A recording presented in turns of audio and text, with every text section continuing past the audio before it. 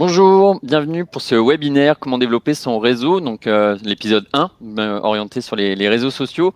Merci à vous d'être aussi nombreux et nombreuses aujourd'hui. Alors pour l'instant, vous êtes presque 170 personnes connectées. On espère dépasser les 200 participants aujourd'hui. On est ensemble pendant 1 heure, donc vous voyez, on est trois, donc Christophe, Estelle et moi-même Mathieu. On va vous accompagner pendant 1 heure d'entretien sur le comment développer son réseau et notamment avec ce petit axe ce grand axe réseaux sociaux. Avant de démarrer, je vais vous parler un peu technique. Donc, ça va être un peu la minute technique avant de démarrer vraiment le webinaire. Je vois que certains ont déjà découvert la partie chat. Donc, en haut à droite, vous avez 3 onglets. Donc, chat, questions et sondages. Donc, la partie chat, c'est tout simplement pour échanger de manière assez libre, pour nous dire bonjour comme vous êtes déjà en train de le faire. Donc, on va vous laisser cette partie un peu à vous. Ça veut dire qu'on ne va pas nous aller modérer cette partie-là. Donc, on n'ira pas forcément vous dire qu'est-ce qu'il faut dire, qu'est-ce qu'il ne faut pas dire. On ne vous demandera pas de poser de questions aussi sur cet onglet-là. Puisqu'en fait, il y a un deuxième onglet qui s'appelle questions. Donc, juste à côté de chat, si vous cliquez sur questions, vous arrivez sur un autre onglet qui vous permet de poser des questions, de nous poser des questions et qui vont vous permettre de poser des questions à Christophe. Donc, on va par exemple William qui nous demande s'il y aura un replay. Bien sûr, William, il y aura un replay. Donc, ça, je vais vous l'expliquer après, mais le webinaire est enregistré et vous aurez accès vous pouvez revisionner quand vous voudrez le webinaire. Sur les questions, je vous invite vraiment sur la partie questions à regarder. Par exemple, la question de William, on va pouvoir voter. En fait, juste à gauche, vous pouvez. Alors, il me semble que c'est à gauche. Voilà, il y a des gens qui ont commencé à voter pour la question de William. Pourquoi c'est important d'aller un peu voter, d'aller liker les questions? C'est qu'en fait, Estelle qui est avec nous, là, que vous voyez en bas de l'écran, va être un peu aussi, on va dire, la modératrice des questions, et c'est elle qui va pouvoir aller piocher des questions parmi toutes vos questions. Et bien évidemment, elle va s'attarder un peu sur les questions qui remportent le plus de votes, entre guillemets, parce qu'elle va se dire, bah, tiens, c'est des questions qui sont intéressantes pour les gens. En tout cas, les gens les trouvent intéressantes. Il faut peut-être qu'on les pose à notre invité Christophe. Il y a une autre partie qu'on va utiliser aussi, c'est la partie sondage. Alors, pas forcément, on va voir, j'ai préparé plusieurs questions, on verra aussi en fonction du déroulé, de vos questionnements aussi à vous, voir si on en met en place ou pas. Mais pour vous en servir, je vais quand même faire un petit test, donc je viens d'en publier un. C'est juste pour vous faire tester l'outil. Donc normalement, vous avez l'onglet chat, l'onglet questions, puis l'onglet sondage qui vous permet, voilà, là je vous demande de quel département sur quel département vous résidez. Voilà, je vois qu'il y a un certain nombre qui arrive à répondre. C'est plus pour vous faire essayer l'outil, hein, je vous rassure, on ne sera pas chauvin si c'est le 35 qui l'emporte ou le 56 talonne en même temps l'attention. Bon, en tout cas, je vois que vous avez bien compris les 3 onglets. Donc, c'est vraiment garder ça en tête. Ça va être les 3 outils vraiment qu'on va utiliser pendant toute l'heure. Chose très importante, nous, on va pas vous entendre, on va pas vous voir. Vous êtes très nombreux aujourd'hui. L'idée, c'est de pouvoir plutôt interagir avec vous à l'écrit. Et les seules personnes qui vont pouvoir s'exprimer aujourd'hui, c'est Christophe, notre invité, et Estelle, qui est ma collègue, qui va être un peu, ce que je vous ai dit tout à l'heure, la modératrice au niveau de l'écrit et sur les remontées des questions. On a une collègue, Anne-Marine, je ne vais pas forcément lui demander de monter sur scène, là, mais qui est en retrait s'il y a un problème technique, si Estelle ou moi-même, on perd la connexion, elle sera capable de venir remplacer un de nous deux.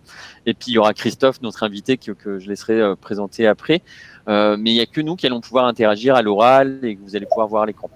Juste une dernière chose sur la partie technique. Vous avez normalement en bas à gauche de votre écran un petit point d'interrogation avec marqué aide à côté. On est plus sur les problématiques liées à la connexion. Donc, quand vous l'ouvrez, il y a une petite fenêtre pop-up qui s'ouvre et puis qui vous permet de tester votre connexion, le son, ce genre de choses.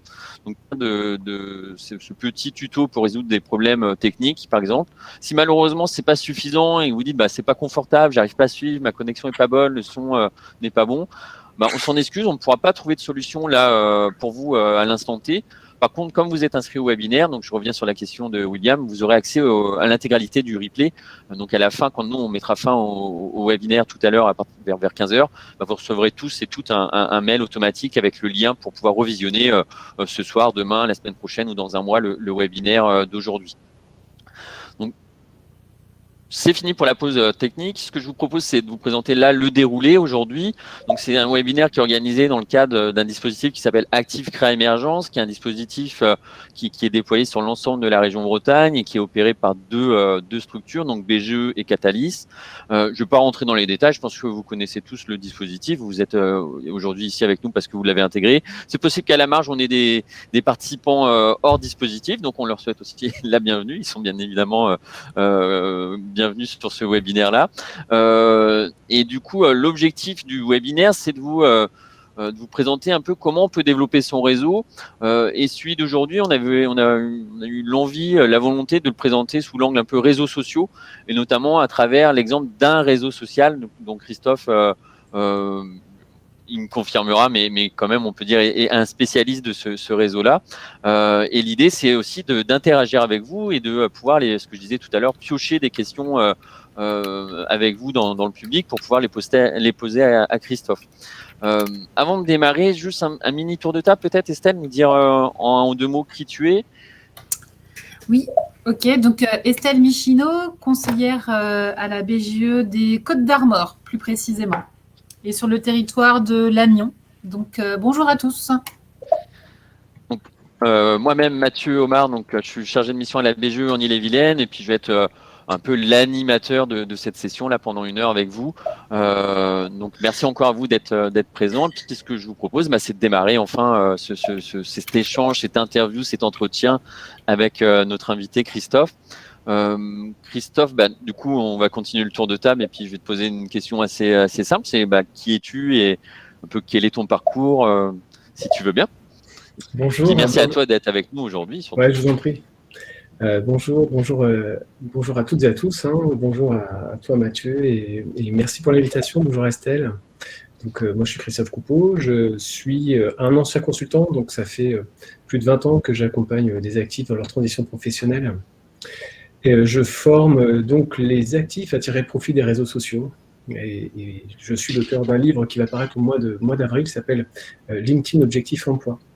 Alors j'ai plusieurs casquettes puisque je suis aussi ce qu'on appelle Digital Learning Manager. C'est-à-dire que je suis à ta place généralement, c'est-à-dire que j'anime aussi des webinaires. Et donc je suis responsable d'une plateforme de formation à distance. Donc je réalise des tutoriels et tout ce qui s'ensuit. Je suis très spécialisé sur l'accompagnement des actifs, l'accompagnement aussi de demandeurs d'emploi, donc à tirer profit, je les aide à tirer profit des réseaux sociaux. Voici pour la petite présentation. Je ne vais pas rentrer trop dans le détail, après j'ai un profil LinkedIn qui est très renseigné, donc vous pourrez aller voir. Faut garder un peu de billes, de mystère pour les autres questions. Il y a une question que j'aime bien, que j'avais posée lors du dernier webinaire du mois de février, que j'aime bien poser, c'est un peu tes sources d'inspiration pour ton travail ou en général.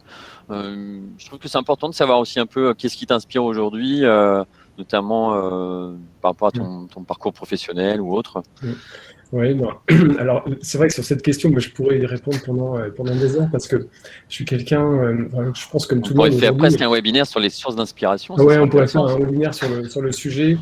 Forcément, alors moi je suis très branché sur les podcasts, donc j'écoute près de 10 heures de podcasts par semaine et aussi de vidéos en tout genre sur YouTube, etc. Donc je suis très consommateur de ce type de ressources, bien sûr.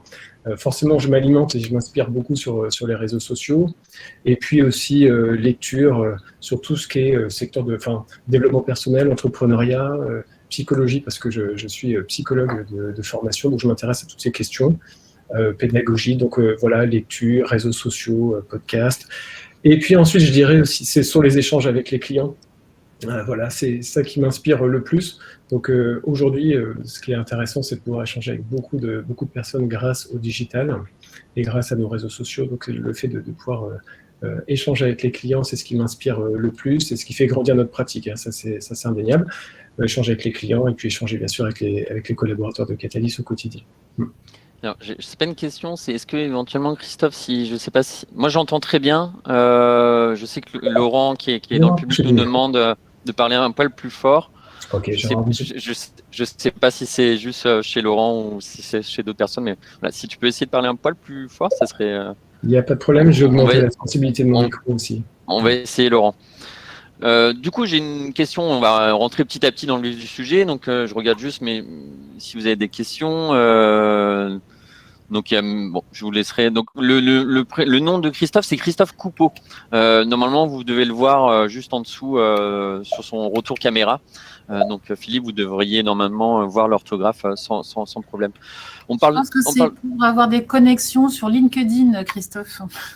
Oui, mais je vois déjà, ça commence à clignoter. Je vois déjà donc n'hésitez pas, effectivement, à entrer en contact. Il n'y a pas de problème. Du coup, on parle souvent, notamment dans l'entrepreneuriat, de l'importance d'avoir un réseau. Est-ce que tu peux nous donner, toi, ta définition d'un réseau? C'est quoi un réseau, Christophe? Alors, il y a plein de définitions possibles du réseau, en fait. Hein. C'est vrai que réseauter, c'est être en contact avec des personnes, c'est interagir, c'est s'informer. Donc, après, il y a plusieurs niveaux de réseautage. Il y a le fait d'être connecté avec ses pairs, avec des personnes, avec des homologues, avec des personnes qui sont sur le même domaine d'activité que nous, qui nous permettent de grandir, de développer nos connaissances, d'apprendre, de voir un peu ce qui se passe, de suivre l'actualité. Donc ça, c'est notre réseau avec les pairs, on va dire. C'est notre réseau professionnel au sens large, avec ses liens forts, avec ses liens faibles. On pourrait développer cette notion-là de lien fort, lien faible, si vous voulez, un petit peu plus tard. Donc, il y a plein de niveaux, on va dire, plein de niveaux différents. Mais je dirais, pour le dire de manière assez synthétique, c'est le réseau à la fois des pairs, des acteurs de la création d'entreprise, si vous êtes sur ce projet de création d'entreprise, et aussi un deuxième niveau, c'est la communauté de vos utilisateurs ou de vos clients ou de vos futurs clients. Voilà. Donc il y a différents niveaux, il y a différents réseaux. Donc, enfin, sur cette notion-là, un exercice qui est intéressant, un exercice concret, hein, c'est de prendre une feuille, une grande feuille, une feuille A3, et de tisser les liens de son réseau, en fait, tout son réseau, que ce soit à titre professionnel, collègue, ex-collègue, que ce soit client, fournisseur, les personnes qui vous ont formé, les personnes que vous avez formées, et de faire un tour d'horizon de votre réseau. Ça, c'est, on va dire, une démarche presque indispensable, même avant de se lancer sur les réseaux sociaux digitaux. Je ne sais pas si j'ai bien répondu à ta question. Si, carrément. Du coup, tu nous dis que le réseau, on ne part pas d'une feuille blanche. Personne aujourd'hui n'a un réseau qui est égal à zéro, si on t'écoute. Oui, on a tous un réseau. Alors c'est vrai que parfois ça nous semble moins évident, ou parfois on est dans une position parce que, enfin voilà, on a l'impression mais en fait on a tous un réseau. Et un réseau, c'est quelque chose qui est dynamique, et c'est quelque chose qui se construit. Hein, ça c'est net. C'est-à-dire que c'est quelque chose qui, j'espère que vous m'entendez bien. Donc en fait, c'est quelque chose qui se construit, c'est quelque chose qui est dynamique, c'est quelque chose qui évolue dans le temps. Je vais prendre un exemple. Alors moi j'ai déménagé, j'ai changé de ville, mes enfants ont changé d'école, et bien du coup il y a de nouveaux parents d'élèves. Donc je peux avoir la possibilité d'échanger avec ces parents d'élèves, comme de ne pas échanger avec eux. Mais si j'échange avec ces personnes, forcément ce sont de nouvelles connaissances, et ce sont de nouvelles personnes qui intègrent mon réseau d'une certaine manière. Donc le réseau est évolutif. Il dépend de plein de choses, et le réseau est plus diversifié que ce que l'on pense. Mais effectivement, on a tous un réseau. Tout à fait. Et du coup, je rebondis un peu sur la question alors, j'ai oublié, excusez-moi, la question de Mélissa sur le réseau, les réseaux virtuels. Est-ce que les réseaux sociaux, c'est aussi un réseau? Alors, le terme réseaux sociaux, ça définit tout ce qui est plateforme, en fait. Hein. C'est-à-dire que sous le terme réseaux sociaux, on va avoir toutes les plateformes, on va dire les sites Internet, qui nous proposent ces services de réseautage et d'interconnexion. Par exemple, Facebook, Instagram, Snapchat, LinkedIn, voilà. Donc les réseaux sociaux hébergent, on va dire, techniquement, et permettent de nous interconnecter, voilà. Et nous permettent en fait de construire, de reconstruire ou de développer des réseaux qui vont s'appuyer sur le logiciel en lui-même. En fait. Mais oui, c'est un réseau. Alors après, derrière ça, il y a tout de même la notion de... parfois, il y a souvent cette notion-là de mise en opposition ou de comparaison entre la vraie vie et le digital ou le virtuel. Je ne sais pas si Mélissa avait ça à l'esprit, mais parfois, on peut être tenté d'opposer en fait ces deux notions d'un réseau social qu'on aurait dans la vraie vie, parce qu'on a rencontré des personnes, on les connaît, on leur a, à un moment, il fut un temps, peut-être serré la main, etc. Et donc, on se dit, ça, c'est mon vrai réseau, c'est le réseau de la vraie vie. Et parfois, on fait une distinction, on fait, on va dire, une séparation entre ce réseau de la vraie vie et le réseau virtuel, qui pourrait être perçu comme moins fort. Pourtant, on s'aperçoit qu'on peut construire des liens avec de nouvelles personnes et construire via le virtuel des réseaux et des liens avec d'autres personnes qui peuvent être plus forts que des liens que l'on peut avoir avec des personnes. Est-ce que ce n'est pas des réseaux qui s'entremêlent et qui se nourrissent aussi, du coup? Complètement. Ce sont des réseaux qui s'entremêlent et qui se nourrissent, puisque cette frontière entre le réel et puis le digital est assez poreuse, parce que je peux très bien, par exemple, être sur LinkedIn et compter parmi mes contacts, mon premier niveau de relation sur LinkedIn, par exemple mon cousin, voilà, qui exerce dans tel secteur d'activité. Voilà. Donc on voit que le personnel s'entremêle aussi avec le professionnel. Et j'ai une autre question, du coup, c'est quoi, toi, ton réseau favori, enfin ton réseau social favori? Alors, moi j'ai plusieurs réseaux sociaux favoris. Alors forcément, numéro 1, c'est LinkedIn, clairement, puisque c'est un outil sur lequel j'ai développé beaucoup d'expertise. Je vous ai parlé du bouquin que je sors le mois prochain, qui s'appelle LinkedIn Objectif Emploi, mais LinkedIn, c'est aujourd'hui un réseau social professionnel quasiment incontournable, qui était en concurrence, il fut un temps, avec Viadeo, mais qui a été racheté en 2016 par Microsoft, et donc qui nous permet d'être en contact avec beaucoup de personnes, puisqu'il y a 16 millions d'actifs, un peu plus de 16 millions d'actifs qui sont connectés sur LinkedIn, rien qu'en France.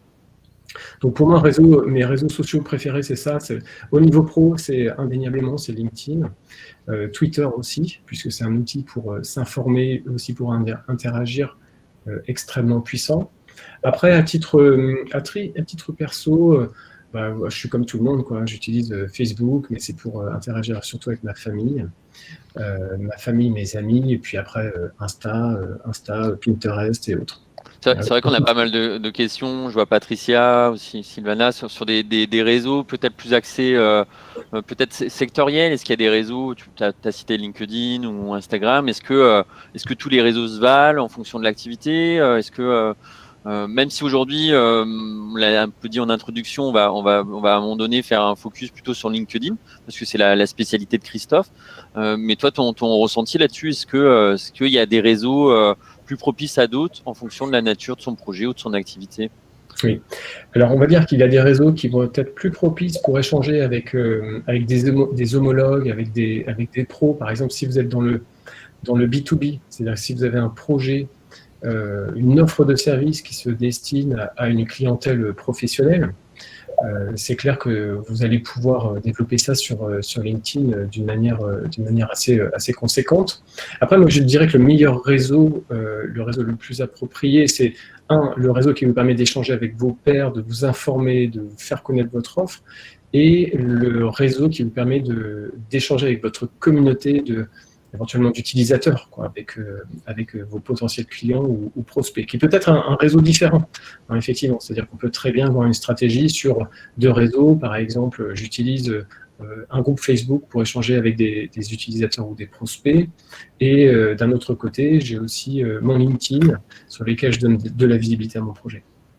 Puis parfois, on a aussi des réseaux qui évoluent. Moi, j'ai une question là sur, je crois que c'est Jérôme qui nous demandait dans le domaine de l'artisanat. Il y a encore 2 ou 3 ans, LinkedIn, là, on va rentrer un peu plus dans le vif du sujet sur ce réseau-là, mais c'était quelque chose où on trouvait quasiment pas d'artisans, pas de bureaux d'études. C'était presque la tonalité du réseau, c'était plutôt, sans être dans la caricature, mais un peu le costume avec la cravate. Aujourd'hui, on a des profils très détendus. Il y a un ton qui est descendu, et puis on a des artisans de plus en plus qui se positionnent aussi sur ce réseau-là. Alors, peut-être pas pour trouver des clients, mais peut-être des partenaires. Oui. Et puis, c'est vrai que LinkedIn, alors LinkedIn existe depuis 2002 et c'est vrai qu'au départ, on peut le dire, hein, c'était très élitiste, plutôt élitiste, c'était des personnes qui étaient dans le marketing, dans les RH, dans la com, qui se sont rapidement emparées de cet outil. Et aujourd'hui, il y a eu un effort de LinkedIn pour le démocratiser. Ce qui n'est pas évident puisque LinkedIn est quand même un outil qui peut être un peu complexe d'approche, sur lequel il y a beaucoup de fonctionnalités, hein, sur LinkedIn. Faut être prêt, faut connaître la méthode en tout cas pour l'aborder. Mais pour répondre à la question, aujourd'hui ça s'est grandement démocratisé, hein, puisque aujourd'hui on va voir tout professionnel présent sur LinkedIn. On peut avoir un charcutier qui peut être présent sur LinkedIn, on peut avoir un boulanger qui est présent sur LinkedIn. Et je dirais même qu'aujourd'hui, pour ces professionnels, ça donne quand même beaucoup d'atouts, mais ça donne beaucoup de force, puisque déjà, en termes d'image, ça veut dire je dirais, au goût du jour, je m'informe, je sais comment ça se passe, je peux échanger, je peux être visible avec les autres. Donc en termes d'image, il y a quand même un certain bénéfice pour que ces professionnels soient également sur LinkedIn. Et d'autre part, on voit que les chargés de recrutement sont sur LinkedIn et publient aussi des offres d'emploi sur des fonctions qui ne sont pas des fonctions de cadre. Donc LinkedIn s'est quand même considérablement démocratisé aujourd'hui. Donc voilà. Alors ensuite, je vais juste apporter un complément. On va avoir aussi des réseaux sociaux. Alors là, je vais moins développer parce que c'est moins ma partie, mais qui sont des réseaux sociaux plus spécialisés par rapport à des métiers. Je pense, si vous êtes dans le domaine de la recherche, vous connaissez ResearchGate certainement, mais vous allez avoir comme ça des réseaux un peu spécialisés qui vont concerner, par exemple, des corps de métier, en fait. LinkedIn est plus généraliste que ça, puisqu'il y a tous les professionnels. Et c'est ça qui est intéressant aussi sur LinkedIn. C'est-à-dire, en étant sur LinkedIn, on est en capacité d'atteindre un large panel de personnes, on a un large panel de fonctionnalités. Je dirais il y a de quoi s'amuser. Alors, j'utilise souvent l'image de la grande salle. Juste pour développer cette idée, puis tu m'arrêteras, Mathieu. Mais vas-y, je note bien. Je pense que ça, c'est une image qui est intéressante.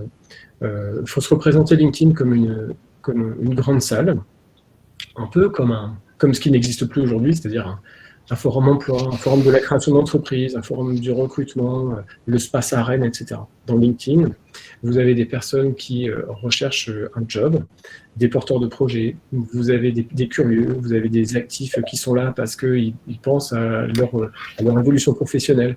Vous avez des entreprises qui vendent des choses, vous avez des chargés de recrutement. Donc LinkedIn est une grande salle qui permet d'atteindre quand même beaucoup de personnes très différentes et d'échanger avec toutes ces personnes. Donc ça donne un potentiel très, très important pour celui qui sait s'en emparer, c'est-à-dire ça permet d'être visible, de savoir ce qui se passe, de savoir ce qui se dit dans le métier. Ça permet beaucoup de choses, hein, et d'échanger avec d'éventuels clients, par exemple, hein, si on est sur un projet de créa. Je reviens un peu sur les questions des participants, notamment sur beaucoup de questions autour d'Instagram. Alors aujourd'hui, on ne parlera pas d'Instagram, on va parler un peu plutôt de LinkedIn et comment on optimise un peu sa présence sur ce réseau-là. Après, c'est des réseaux qui ne sont pas forcément en opposition. Ça veut dire que vous pouvez très bien avoir adopté une stratégie où vous êtes présente ou présent sur LinkedIn parce que vous avez des partenaires, des prescripteurs, mais pourquoi pas aussi une clientèle qui peut évoluer sur ce réseau-là. Comme vous pouvez vous dire, j'ai aussi à côté un compte Instagram qui va plutôt être là pour faire de la mise en image. Instagram, en quelques mots, on est surtout sur de la mise en avant de choses assez visuelles. Donc c'est de la photo, c'est de la vidéo, ça s'y prête bien quand je crois qu'il y avait des personnes qui faisaient de l'onglerie là qui nous posaient la question. Et très clairement, des ongles sur Instagram, c'est quand même beaucoup plus sympa à mettre en avant que sur un profil LinkedIn. Et puis inversement, une activité de service en B2B sur Instagram, est-ce que ça a du sens? Ça à réfléchir parce qu'un architecte ça peut, mais un bureau d'études techniques qui est spécialisé dans le béton, les mettre des photos sur Instagram, est-ce que c'est pertinent? pertinent ou pas. Tout ça pour vous dire qu'en fait, un réseau social, ça va choisir en fonction de différents éléments. Ça va choisir de votre clientèle, d'où l'importance de bien travailler votre marché, votre segmentation client, de connaître leurs habitudes et de voir quel type de réseau ils fréquentent, à la fois vos clients, vos prescripteurs, vos partenaires. Donc aujourd'hui, on ne pourra pas répondre à toutes vos demandes parce qu'en plus des réseaux sociaux, il y en a beaucoup. Il y en a aussi, comme disait Christophe, des très sectoriels. Je parlais de l'architecture, j'ai oublié le nom, mais il y a un réseau social dédié au métier de l'architecture et de l'aménagement. Il y en a des tonnes sur la musique, il y en a aussi, je vois Patricia qui demande. YouTube, c'est un réseau social aussi presque à part. Donc, il y aura d'autres épisodes là durant l'année. On va essayer d'alterner ces termes-là. En tout cas, aujourd'hui, on va plutôt se focaliser sur LinkedIn. Donc, on s'excuse par avance pour toutes les questions très précises sur les autres réseaux. Mais on ne pourra pas y répondre forcément de manière fine aujourd'hui. Ouais, quelques éléments déjà sur. Enfin, je te remercie déjà pour ce complément. Et je trouve que c'est important de souligner tout ça. C'est vrai que ça pose la question des réseaux sur lesquels s'investir. Moi, je pense qu'en premier lieu, moi, je vous invite à penser aux réseaux sur lesquels vous êtes les plus à l'aise et sur quoi vous êtes utilisateur. Parce qu'il y a certaines. Enfin, quels sont. On a tous, en fait, par rapport à ces nouveaux outils digitaux, alors je dis nouveaux, mais oui, parce que c'est quand même plutôt récent, on a tous un rapport très personnel à ces outils. Certaines personnes vont être très à l'aise avec les mails, par exemple. D'autres personnes vont être très à l'aise sur Twitter, d'autres vont être plus à l'aise sur Insta, bon, qui fait ce qu'il faut pour que ce soit pour avoir une expérience utilisateur qui capte les gens. Mais ce que je veux dire par là, c'est aussi, il faut trouver les réseaux sociaux sur lesquels on se sent le plus à l'aise. On se sent le plus à l'aise dans l'image que l'on peut travailler, renvoyer et les échanges que l'on peut avoir avec les personnes. Donc choisissez aussi le réseau sur lequel vous êtes le plus à l'aise. Et puis, moi je dirais qu'un réseau social, c'est avant tout un outil de communication. Un moyen de communication, donc c'est pas la peine, et qui va vous demander du temps aussi, de l'investissement. Donc mieux vaut se poser avant, se poser les bonnes questions, réfléchir, enfin, y aller avec méthode, en se disant qu'est-ce que je veux faire aujourd'hui, où j'en suis dans mon projet, quels sont mes objectifs, quels sont les objectifs que je souhaite atteindre. Est-ce que mon projet est mature? Est-ce que je sais où je vais? Dans ces cas-là, je vais plutôt faire la promotion de mon produit ou de mon service. Est-ce que je suis dans une phase plutôt d'étude de marché ou est-ce que je suis plutôt dans une phase de recherche d'idées, de confrontation de mes idées avec le marché? Donc les réseaux sociaux, ce sont ni plus ni moins que des outils de communication. Et on va plutôt déconseiller de s'y investir sans avoir un plan d'action et surtout se dire où j'en suis, quels sont les objectifs que je souhaite atteindre. Le risque, en fait, je précise, si vous n'avez pas cette réflexion, c'est que vous allez vous noyer sur 2, 3, 4 réseaux sociaux différents. C'est important de se poser. Et cette notion de temps, et je pense que on vous l'a déjà dit, vous avez sûrement dû déjà avoir cette réflexion-là, de dire les réseaux sociaux, c'est chronophage, ça prend du temps, et parfois avec des résultats qui ne sont pas toujours ceux qu'on attendait au début. Du coup, l'intérêt de réfléchir, de se poser et de se dire je vais plutôt me focaliser sur tel ou tel réseau, ça va vous permettre aussi d'être plus efficace et d'optimiser votre temps. Après, juste pour préciser, c'est chronophage. Je ne sais pas si c'est chronophage, mais en tout cas, une fois que vous avez trouvé le bon réseau, il faut vous dire aussi que c'est lent avant de vraiment avoir une communauté qui vous suit, avant d'avoir des retours. C'est pas juste parce que vous avez créé un profil que ça y est, vous allez avoir des mises en contact avec des prospects, des clients, un employeur si demain vous êtes sur une recherche d'emploi. Ça nécessite une certaine régularité dans vos actions. Il y a une question de Jessica que je trouvais intéressante. C'est vrai qu'on m'a déjà posé plusieurs fois la question. C'est si demain Jessica s'installe, est-ce qu'elle crée un nouveau profil LinkedIn ou bien est-ce qu'elle garde l'ancien? D'après toi, Christophe, qu'est-ce qu'on fait? Alors, là, la bonne pratique, c'est on va éviter absolument de créer deux comptes sur LinkedIn. Là, on est vraiment sur ce réseau-là. On va éviter de créer un deuxième compte. On va rester sur ce compte-là. Et dans ces cas-là, Jessica va peut-être faire un travail au niveau j'allais dire, un peu de sa marque, on va dire, de son profil, de comment elle va se présenter son service. Donc ça, c'est un premier point. Donc elle va certainement travailler des choses dans une partie qui s'appelle la rubrique info notamment. En tout cas, elle va partir de son profil existant. Pourquoi? Parce qu'il y a déjà un réseau que vous avez, hein, Jessica, sur votre profil LinkedIn. Vous avez déjà un premier cercle, donc il faut capitaliser. Comme l'a expliqué Mathieu, les réseaux sociaux, ça paye aussi dans le temps. Hein, donc, ça ne sert à rien de créer un nouveau compte. Et puis, un compte différent, ce serait la meilleure manière de se prendre les pieds dans le tapis. Et donc, partir du compte existant, gérer le mettre à jour au vu du projet, de ce que vous voulez faire, en présentant on va dire, votre intention, votre projet. Et puis, aussi peut-être en créant une page au nom de votre boîte, au nom de votre boîte, en fait, pour le rendre trouvable et éventuellement parler à la communauté, au nom de votre entreprise. Je regarde juste. Ouais.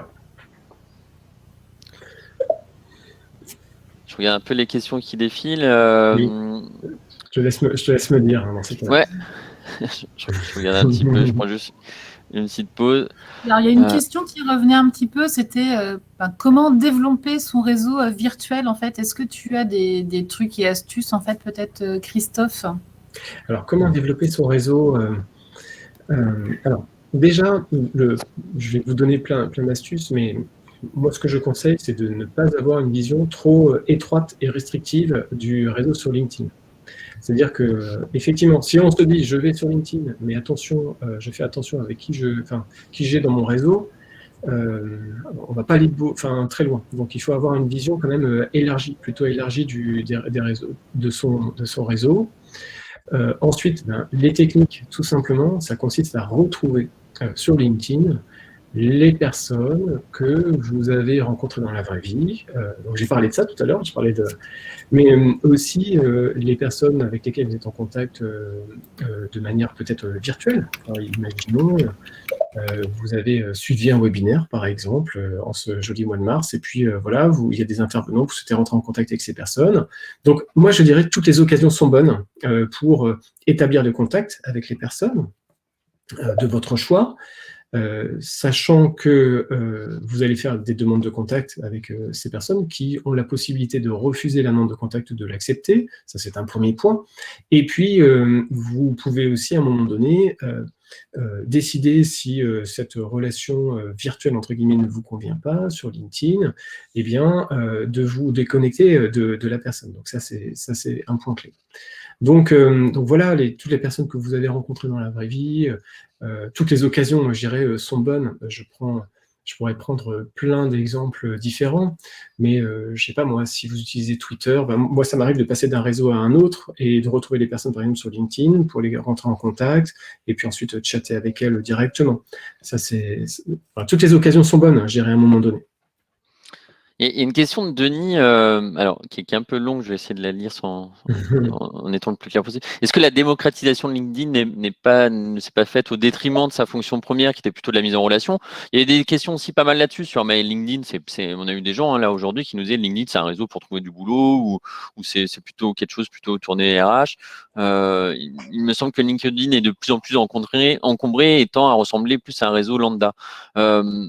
Et du coup, je fais le lien avec une autre question, c'est comment on fait pour se démarquer sur LinkedIn? Est-ce que tu as des conseils ou est-ce que tu peux nous montrer d'ailleurs, tiens, peut-être des pages ou des profils que tu trouves intéressants en nous disant voilà un peu les choses qu'il faut faire, peut-être les choses qu'il ne faut pas faire. Voilà. Est-ce que tu peux nous partager quelques profils qui t'inspirent? Oui, ça marche.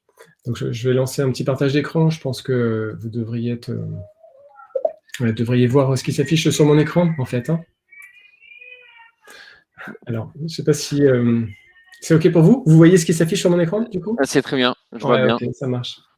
Alors, la particularité, c'est que mon garçon de 5 ans est qu'à contact depuis hier. Et donc, il est à la maison. J'ai cru l'entendre. Oui, tout à fait. Et bon, là, il a dû enlever on a un participant en plus. Oui, un participant. Ouais, exactement. Exactement, tout à fait. Alors, sur LinkedIn, déjà, comment se démarquer? Alors, du coup, je vais afficher mon profil, en fait. Je vais aller directement sur mon profil. Ça me permettra de vous montrer des éléments clés sur la réalisation de votre profil. C'est bien sûr la qualité de votre photo, il faut que vous soyez reconnaissable, et puis c'est de personnaliser tout votre espace LinkedIn. Je pense que, on va dire qu'il y a des éléments de base pour avoir un profil de qualité sur LinkedIn. Donc, à savoir des images qui représentent votre secteur d'activité. Donc, vous voyez que là, j'ai mis par exemple une bannière dans laquelle j'ai inséré du texte. Mais voilà, il pourrait y avoir. Donc, je dirais que LinkedIn vous permet de faire d'une certaine manière, une page internet, quoi. Donc, qui est très encadrée avec des champs qui vous sont proposés par LinkedIn. Mais ça, c'est un premier point. Donc, tout ce qui est aspect graphique, ça c'est un point important. Comment se démarquer sur LinkedIn? Eh bien, c'est ni plus ni moins avec le titre de votre profil. C'est-à-dire que là, vous allez renseigner le titre de votre profil et avec éventuellement une offre de service spécifique qui vous démarque des autres, peut-être avec une signature personnelle, peut-être avec quelque chose qu'on ne voit pas ailleurs. C'est aussi de cette manière-là que vous allez vous démarquer. Je vais avancer pour répondre à cette question. C'est aussi dans la présentation que vous allez faire de vous-même dans la rubrique info, puisque cette rubrique est très importante pour renseigner les visiteurs de votre activité, de ce que vous voulez faire, de votre offre de service, de comment les personnes peuvent interagir avec vous. Cette rubrique info vous permet beaucoup de liberté pour marquer les esprits et pour donner envie de rentrer en contact avec vous. Se démarquer, c'est aussi les publications. Ma réponse est un petit peu longue pour cette question comment se démarquer, mais c'est les partages de contenu. En fait, à un moment donné, vous allez partager des contenus. Là aussi, il faut réussir à se démarquer. Ensuite, je vais donner un dernier élément pour ne pas faire une réponse trop longue et puis donner un peu de temps pour traiter d'autres questions. C'est aussi penser à tous les mots-clés, puisque ce qui est important dans LinkedIn, c'est la dimension de référencement. C'est-à-dire que tout ce que vous notez, en tout cas certaines parties dans votre profil, sont référencées par le moteur de recherche. Et donc voilà, vous allez pouvoir aussi penser référencement, c'est-à-dire que LinkedIn vous permet d'être trouvable et trouvé par le moteur de recherche, par des personnes qui font des recherches pour trouver des profils tels que le vôtre, voilà. Mais ça vous permet aussi d'être référencé par Google, par exemple. Donc c'est un outil très intéressant pour vous faire référencer à plein de niveaux. Je vais vous présenter les éléments du profil qui sont référencés par les moteurs de recherche. Forcément, c'est votre nom, prénom. Forcément, c'est le titre de votre profil. Alors, quelques informations peuvent être référencées dans la rubrique info. Ce qui va être référencé surtout, bien sûr, ce sont les organisations dans lesquelles vous avez travaillé, les postes que vous avez occupés. Donc, il y a une prime à bien renseigner ces rubriques-là. Et on voit bien que on est d'accord, on n'est pas sur Facebook ou sur un compte Instagram, mais il y a quand même du visuel, il y a une photo et une bannière. Dans la partie info, tu l'as pas forcément mis. Il y a quand même des pictos, t'as mis en avant quand même pas mal de choses. Et puis, on peut aussi, je réponds, je crois que c'est Jérôme qui nous demandait si on a un book en ligne et qu'on veut le mettre en avant, c'est là aussi qu'on peut aller renseigner le lien vers un compte Instagram ou vers un PDF qui montre peut-être votre travail si vous êtes artisan. Donc le réseau a tendance quand même à aller un peu plus vers le visuel. D'ailleurs, je crois qu'il y a même le système de story sur LinkedIn depuis peu, comme sur le même système que sur Facebook ou Instagram. Donc, sur les activités très artistiques, j'ai envie de dire, pour l'instant, peut-être que le réseau n'est pas encore mature, mais sur les activités artisanales ou sur les autres activités où il y a de la mise en image possible, aujourd'hui, LinkedIn, ça a toute sa place, quoi, quand même. On a moyen de mettre de la mise en image assez facilement dans ce réseau-là. Oui, tout à fait. Alors, c'est une très bonne remarque, le fait de pouvoir relier, par exemple, parce qu'on est quand même dans le digital, donc ce qui est intéressant, c'est la possibilité d'interconnecter nos différents réseaux, par exemple, d'ajouter le lien de notre compte Instagram dans la bio de votre profil LinkedIn, mais dans votre bio Insta, vous pouvez inversement mettre le lien de votre profil LinkedIn. C'est-à-dire que à la rigueur, ce que ça vous permet, c'est de donner de la visibilité à vos différents réseaux, parce qu'on peut imaginer qu'à un moment donné, vous vous ayez un compte Instagram, que dans votre bio, vous fassiez le lien vers votre profil LinkedIn. Si pour vous, ça présente un intérêt, ça peut être réfléchi comme ça. Après, vous pouvez aussi, sur la question du portfolio, le fait de mettre, on va dire, de donner de la visibilité sur vos réalisations, effectivement, vous pouvez très bien avoir un outil qui héberge ces photos, ces images, et déposer le lien de cet outil-là pour rendre ces réalisations visibles et disponibles sur votre profil LinkedIn. Je viens juste de répondre à une question à l'écrit. Il y avait une question sur là, on a vu ton profil. On se dit, quelqu'un qui tombe dessus, il va être attiré. Il y a beaucoup d'informations. Il peut vraiment trouver entre guillemets son bonheur. Mais comment il fait pour tomber sur ton profil? Comment on fait pour attirer comment on fait pour prendre contact avec des gens sur ce réseau-là? C'est quoi l'élément, le déclic qui fait qu'à un moment donné, on va pouvoir échanger avec un tel, ou comment un tel va pouvoir justement prendre contact avec nous? Alors, ok. Alors, pour répondre à cette question, alors, du coup, je vais repartir sur la plateforme. Donc, on est sur... alors, ça va dans plein de directions différentes. Comment on fait pour se rendre visible, en fait? La question, elle est là, en fait. Comment on fait pour que les gens nous contactent? Alors, déjà, on va sur LinkedIn, une fois qu'on a fait ce profil. Je pense que la première étape, c'est réaliser un profil qui est aligné avec le projet. Alors, dans le bouquin que j'ai écrit, j'explique une méthode que j'appelle BEPRA. Donc, on commence par faire le bilan. Une fois qu'on a fait le bilan, on se dit les objectifs, qu'est-ce que je veux atteindre, c'est la partie réflexion dont je vous ai parlé tout à l'heure. Ensuite, on renseigne un profil, c'est-à-dire qu'on met ses expériences, etc., on le market.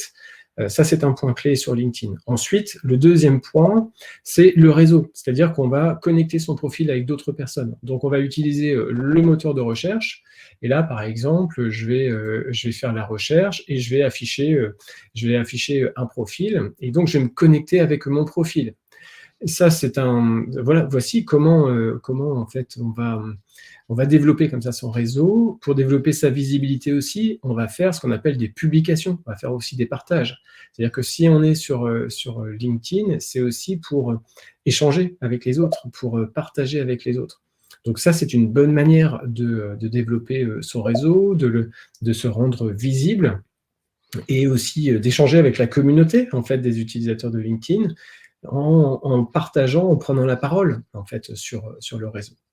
Il y a un outil aussi qui est très important dans LinkedIn et qui est très intéressant, parfois trop méconnu, c'est la notion de groupe, en fait, de groupe fermé sur LinkedIn. C'est-à-dire que vous avez la possibilité de rejoindre des groupes qui portent sur des centres d'intérêt, qui portent sur des intérêts particuliers. Par exemple, si vous vous intéressez, je ne sais pas moi, au domaine de la qualité. Voilà. Si votre métier, c'est par exemple l'audit qualité, voilà, donc je saisis ce mot-clé, qualité, et vous voyez que dans les résultats, je peux utiliser un filtre et faire apparaître donc uniquement les groupes. Alors, c'est juste au-dessus. Attends, tu peux revenir sur la page d'avant? Oui, complètement. Donc en fait, vous allez un peu vite. Je suis allé un petit peu vite dans la. Excusez-moi, je suis allé un petit peu vite dans la. Donc, voyez en dessous de la barre de recherche, vous avez des items, emploi, cours, personnes, poste, puis vous avez l'onglet groupe. Donc voilà, je te rends la main, pardon Christophe. Ouais, merci beaucoup.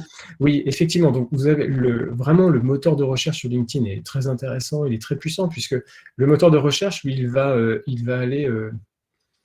aller scraper, il va aller chercher des données à la fois dans les profils, dans les pages d'entreprise, dans les groupes, etc. Donc, imaginons, vous souhaitez échanger, je ne sais pas moi, vous avez un outil qui concerne les qualiticiens et vous souhaitez parler avec des gens qui font de la qualité. Donc, du coup, votre objectif, c'est d'infiltrer des groupes. Là, on est dans la grande salle, mais vous avez des espaces dans cette grande salle, des petites salles à l'intérieur, mais des petites salles fermées, comme des petits blocos, et vous allez pouvoir rentrer dans ces groupes et échanger avec ces personnes et développer votre réseau dans les groupes. Donc, je vais vous présenter ça. Donc, là, par exemple, si je cherche les groupes dans la qualité, eh bien, je m'aperçois qu'il y a beaucoup de groupes qui parlent de ce sujet avec des membres, beaucoup de membres. Je vais afficher, là, je suis sur la porte d'entrée du groupe. Je n'ai plus qu'à demander une adhésion et je vais pouvoir rentrer au sein du groupe et échanger avec les personnes qui s'y trouvent. Donc ça, c'est un élément vraiment très intéressant et très puissant. Je vais vous faire voir. Donc là, effectivement, j'affiche, je suis sur on va dire, c'est un peu comme si j'étais devant la porte d'entrée, je fais ma demande d'adhésion et j'attends de pouvoir rentrer dans le groupe. Mais une fois que je suis membre du groupe, je vais vous faire voir les groupes auxquels j'appartiens, eh bien j'ai la possibilité d'échanger avec toutes les personnes qui s'y trouvent. Donc là, c'est quand même très intéressant, puisque là, c'est une occasion de développer son réseau, parce que je peux voir toutes les personnes qui sont membres du groupe, donc c'est très intéressant. Et puis, ça vous permet tout simplement d'échanger, de passer des messages qui seront non pas visibles de tous les utilisateurs de LinkedIn, mais uniquement des membres de ce groupe. Donc les groupes sont vraiment très intéressants, notamment pour les porteurs de projets. On peut même imaginer, par exemple, inviter imaginons, on est dans le cadre d'une étude de marché où on souhaite échanger avec ses utilisateurs, eh bien, on va créer un groupe fermé et on va inviter ces utilisateurs à échanger au sein d'un groupe fermé. Mais on peut faire exactement la même chose sur Facebook, par exemple, en faisant un groupe fermé sur Facebook.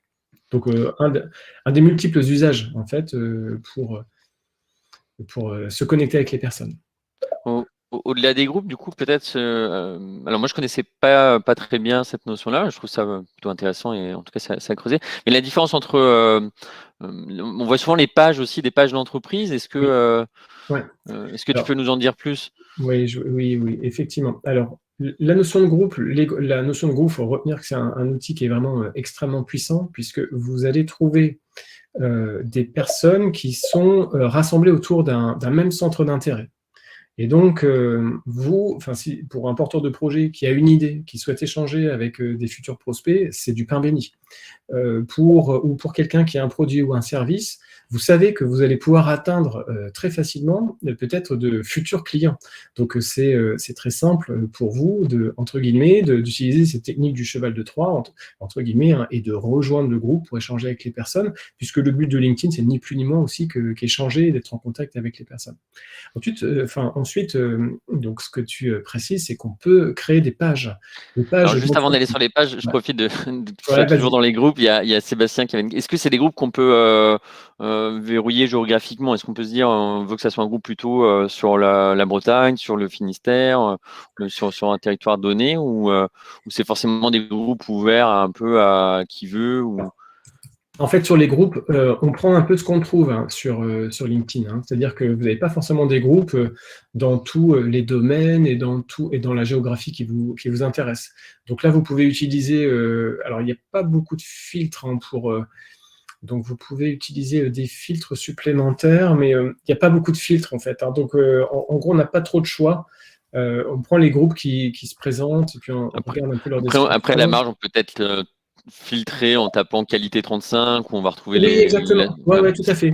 Peut-être à l'échelle du département, d'une grosse agglo, d'une métropole, il y a peut-être moyen, Sébastien, de cibler des groupes. Voilà, on peut essayer. De toute façon, c'est effectivement quelque chose à faire, c'est-à-dire de faire des recherches et de regarder si on trouve. Mais alors après, il y a aussi cette possibilité soi-même de créer un groupe. Ça, c'est ce que je vous ai précisé tout à l'heure. C'est-à-dire que moi, je vois par exemple au niveau de Catalyst, je parle de ce que l'on connaît, de ce que l'on pratique. On va avoir des groupes dans lesquels on va intégrer des clients, par exemple. Et ça nous permet d'échanger avec des clients par rapport à des produits, de savoir leurs besoins, leurs attentes, de réfléchir à des lancements d'autres produits. Et donc, là, c'est vraiment très intéressant. Donc, vous pouvez également créer des groupes pour parler de manière, on va dire, exclusive avec un groupe de personnes. Et du coup, sur la notion de page, est-ce que… alors, il y a les profils, on a vu les groupes et les pages. Du coup, est-ce que c'est différent aussi, j'imagine? Ah oui. Alors, en fait, la page, elle est gérée donc, du coup, par quelqu'un qui a un compte sur LinkedIn. Donc là, en l'occurrence, vous voyez qu'il y a une page Catalyst Conseil. Bon, je ne cache pas que je suis administrateur de la page. En somme, je suis le community manager. Je fais partie on est une équipe, en fait, de plusieurs personnes qui va publier, en fait, sur la page. La particularité de la page, c'est qu'elle représente une entreprise. Elle représente une organisation. Donc, vous voyez, avec son logo, son visuel, avec son nom, avec son slogan, sa baseline. Et lorsque vous allez publier un post, eh bien, vous allez le publier au nom de la page, en tout cas, ou au nom de votre structure ou de votre produit.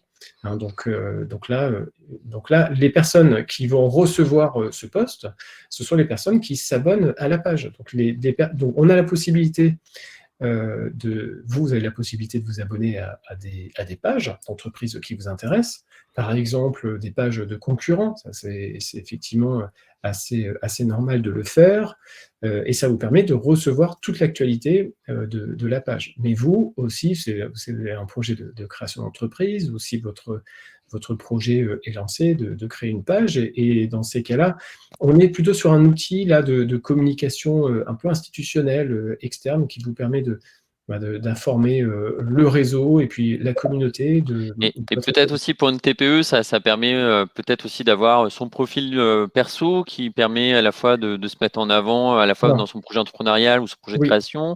Alors, ça Aussi, permet pourquoi pas rester en veille. Ouais, ça permet de différencier deux choses aussi, c'est-à-dire que lorsqu'on a une page, c'est, on va dire, la marque qui communique, en fait. Hein. C'est la marque qui communique avec la communauté. Et c'est plus pratique parfois de communiquer au nom de la marque plutôt qu'au nom d'une personne, en tout cas. Donc après, tout dépend on va dire, est-ce que c'est une société, est-ce que c'est une entreprise individuelle, etc. Donc il y a ces questions-là qui se jouent, c'est-à-dire est-ce qu'il vaut mieux que je communique en mon nom, hein, voilà. Je pense que dans un premier temps, lorsqu'on est au début de son projet, c'est plutôt comme ça que ça se passe, hein, c'est-à-dire qu'on va utiliser son profil LinkedIn, mais après, si les choses se structurent, qu'il y a une société, qu'il y a une marque, dans ces cas-là, c'est plutôt une page qui va communiquer avec ses utilisateurs. En tout cas, tu vois, on parle beaucoup des choses qu'il faut faire. Peut-être le truc à pas faire, c'est de prendre son profil perso et de, entre guillemets, de bricoler un nom d'entreprise à la place de son prénom. Si vraiment demain vous avez une entreprise que vous êtes installée, créez-vous une page liée à l'entreprise. Puis en plus, vous allez pouvoir lier les deux. C'est vrai qu'on a beaucoup, on le voit un peu moins, mais on a encore des cas où on voit que les gens ont créé pas une page, mais un profil au nom de l'entreprise. Et du coup, vous perdez un peu tout l'intérêt du réseau. Vous ne personnifiez pas l'activité, alors qu'il y a cette possibilité de créer une page. Donc, créer une page, si demain, effectivement, vous êtes installé, parce que ça donne, voilà, ça vous permet vraiment de différencier les deux. Oui, alors du coup, ouais, tu as tout à fait raison, hein. Mais c'est vrai que, alors, déjà sur LinkedIn, on est strictement sur le plan professionnel, hein. C'est vrai que faut vraiment avoir cet esprit un peu comme on irait dans un salon professionnel, quoi. Sauf qu'il est ouvert jour et nuit, il ne connaît pas les congés LinkedIn, donc en tout cas, on renvoie son image professionnelle. Ça, c'est un point clé. Comme je voulais souligner, c'est aussi la description dans le titre de votre profil qui est important, notamment lorsqu'on est porteur de projet. Souvent, les porteurs de projet vont mettre des phrases, des petits slogans en tout cas, des valeurs, des choses qui sont importantes. On pourrait par exemple, si j'étais indépendance, je mettrais accompagner les organismes de formation à digitaliser leur offre, tu vois. Donc là, lorsqu'on est dans un projet de création d'entreprise, on va utiliser ici des slogans pour se décrire. Je rebondis juste sur certaines questions. Alors, Charles qui en pose plusieurs. Alors, je reviens effectivement sur ces notions d'activité artistique. C'est ce que on disait en introduction, on en a moins sur LinkedIn. Comme on en avait quasiment pas du tout autour de l'artisanat il y a encore 2 ou 3 ans. Et maintenant, vous avez des carreleurs, vous avez des menuisiers, des ébénistes qui sont sur ce réseau-là parce qu'ils ont une cible. Tout va dépendre de la segmentation client, de votre cible client. Est-ce que vos clients, vos partenaires, vos fournisseurs, ils sont sur ce réseau-là? S'ils y sont pas, il y a pas besoin d'aller sur le réseau LinkedIn. Comme à l'inverse, est-ce que si vous voulez être sur Instagram, est-ce que Instagram, vos utilisateurs, vos clients, vos fournisseurs, vos partenaires, est-ce qu'ils vont sur Instagram? S'ils y vont pas, pareil, il n'y a pas d'intérêt demain à aller sur ce type de réseau. Je rebondis aussi sur une question parce que je vois le temps filer, il nous reste quelques minutes. C'est la question alors forcément c'est quand je vais remonter. Voilà. Excusez-moi, de Delphine qui nous posait la question, j'ai répondu à l'écrit, mais est-ce qu'il ne faut pas une formation pour les réseaux sociaux? Est-ce qu'aujourd'hui, c'est tellement dense, on le voit bien entre Instagram, LinkedIn et encore, là, on a juste effleurer le réseau. Est-ce que toi, Christophe, tu penses que pour un futur chef d'entreprise, notamment d'une TPE, qui n'aura peut-être pas les moyens au démarrage de faire appel à un prestataire extérieur pour gérer ses réseaux sociaux, est-ce qu'à minima, il ne faut pas qu'il se forme? Alors, forcément, ça pose la question on va dire, du potentiel et puis de l'expérience et de l'appétence aussi que chacun peut avoir sur ces sujets-là. Vous avez peut-être voilà, une expérience, peut-être que vous êtes utilisateur à titre perso. C'est vrai que lorsqu'on est sur un projet de création d'activité, on a aussi plein de questions et donc du coup, on a besoin d'accélérer assez rapidement et parfois s'appuyer sur des personnes qui sont pointues sur ces sujets, ça peut être pertinent. Donc la réponse, c'est oui, ça peut être intéressant.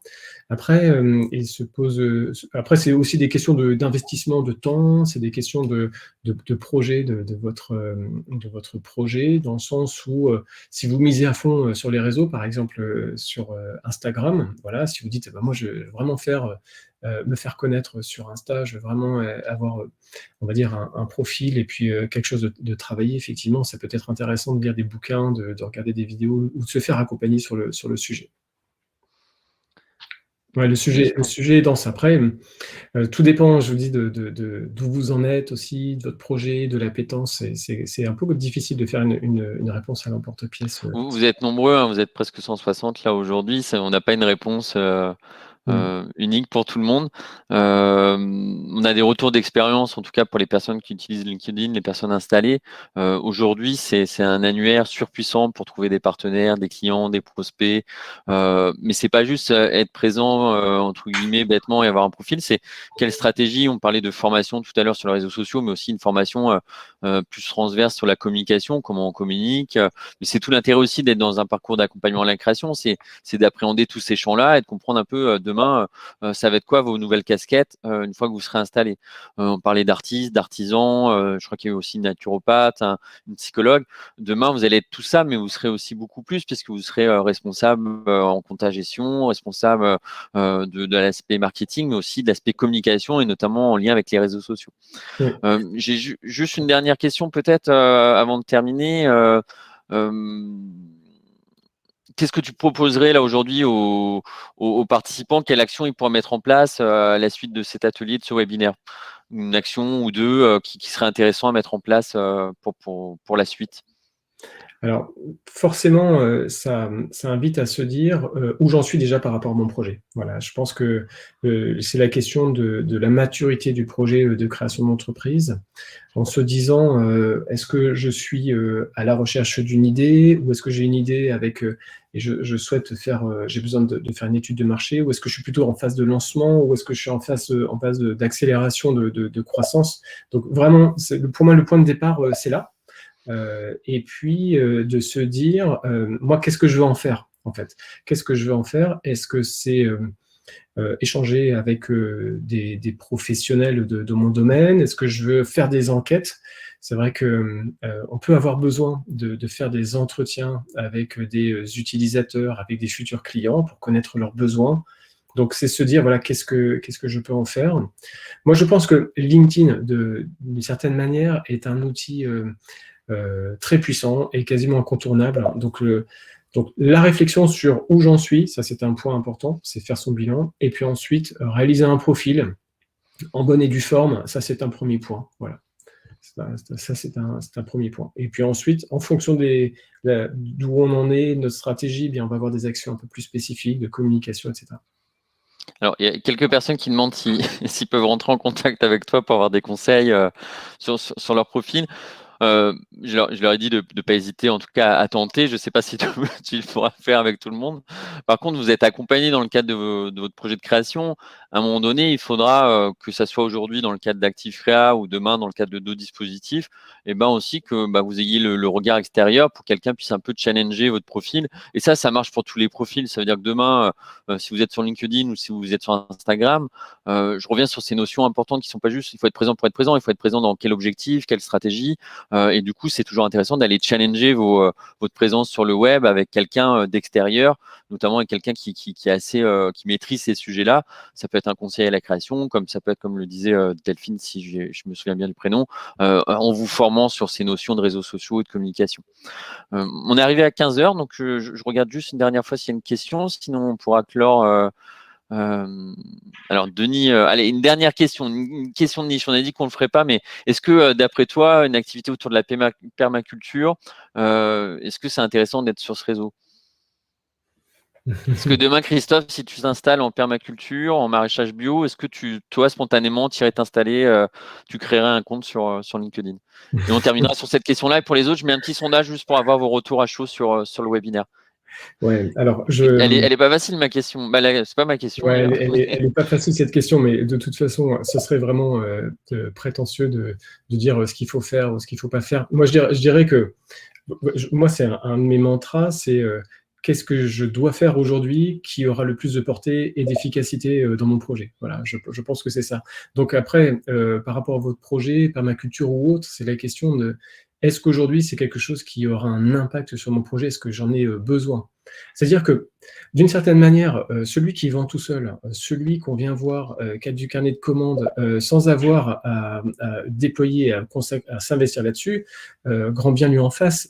Voilà. Moi, je dirais, moi, j'utilise souvent l'expression la faim fait sortir le loup du bois, quoi.